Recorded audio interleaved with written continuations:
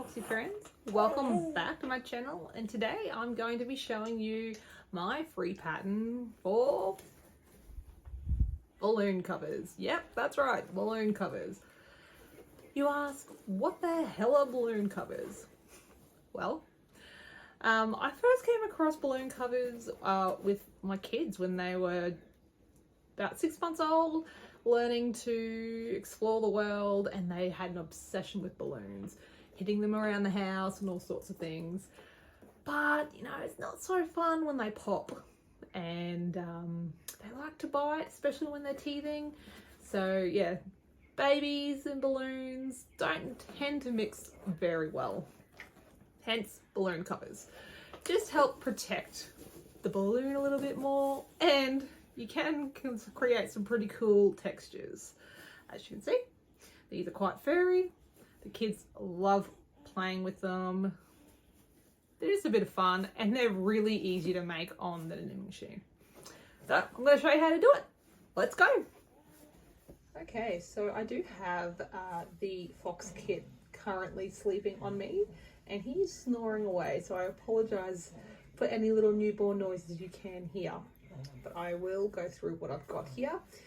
What you're going to need is a 46, 48, or even a 44 pin knitting machine, darning needles, some scissors, and some yarn. I'd recommend lightweight yarn just because you're going to be using this for a balloon cover. You don't want it too hefty. And what I'm going to be using today is the Moda Vera jazz yarn, just because of the texture. And I'll be definitely using one. I may need two. Okay, so the first thing we will need to do is cast on with our yarn. If you are new to knitting machines and you want to learn how to do some of the techniques that are in this video, head back to my channel and you can check it out.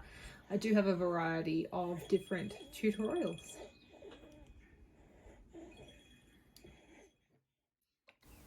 Oh, and in true mum fashion, I got a phone call and baby brain kicked in, and I didn't press record, did I? When I went to cast on and show you and talk to you about what to do next. So here is me post editing.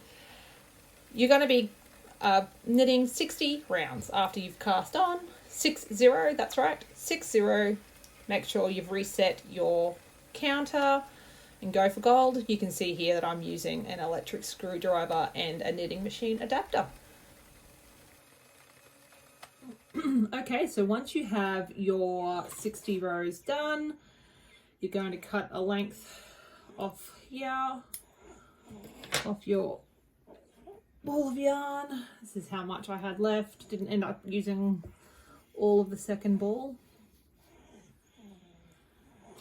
Now, what you're going to want is a darning needle. I actually really enjoy using these darning needles with the hook.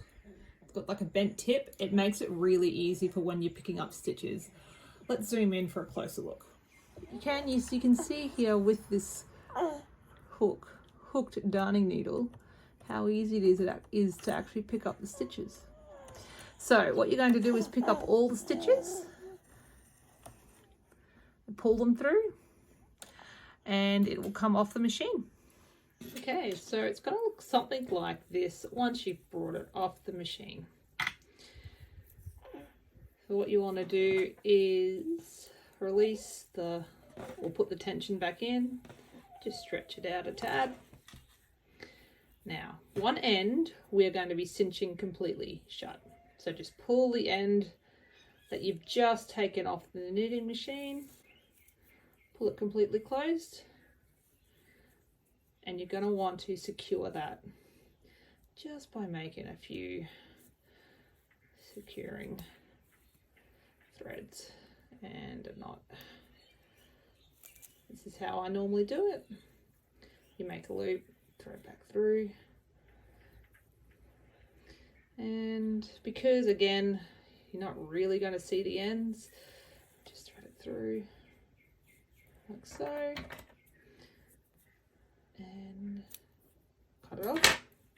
Now the easiest way for us to do this next end is to actually blow up a balloon and put it inside, and the reason for that is You don't want to completely close this end, but you want to keep enough of a gap so that you can put the balloon in and blow. Okay, so as you can see, I've half blown up this balloon so far, and you can see that it's starting to fit in the cover.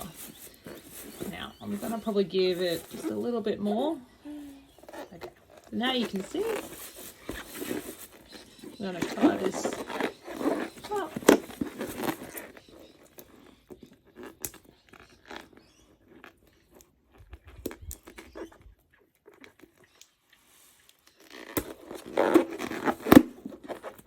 Okay, now we want to figure out how wide we want this opening.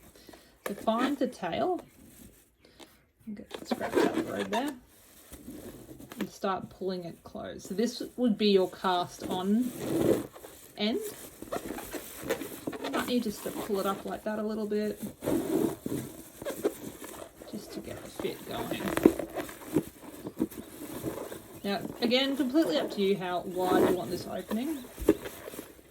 I like to sort of give it, I suppose, about that big. So if I get out my measuring tape, so from there to there, it's about 10 centimeters wide.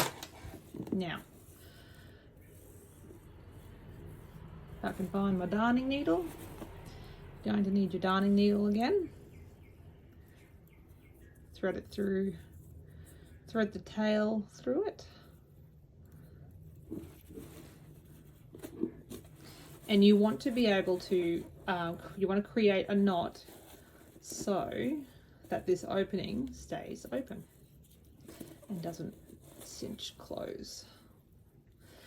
And now what I do here to hide the tail is I just weave it in and out around here, because once again, because of this material, this fringe, you're not going to really see that there's a tail woven in there. I'm going to secure it off.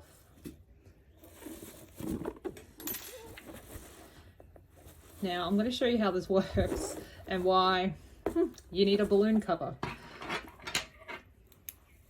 So when your toddlers or your babies are playing with balloons, sometimes they bite it or they scratch it. This just gives it a little bit of an extra layer, but then if it pops, you can see that all of the balloon was captured by the cover, like so.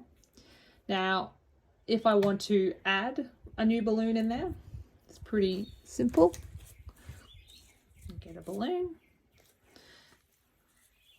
we put it in like that, and we'll blow. Okay.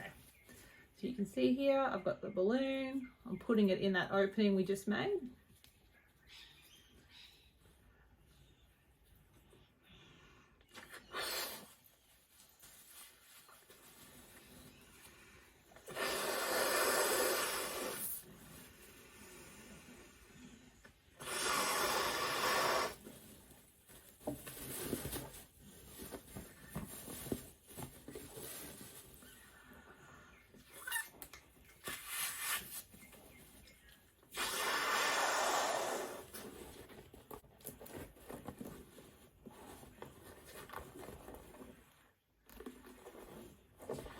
What you can also do, here is one I prepared earlier.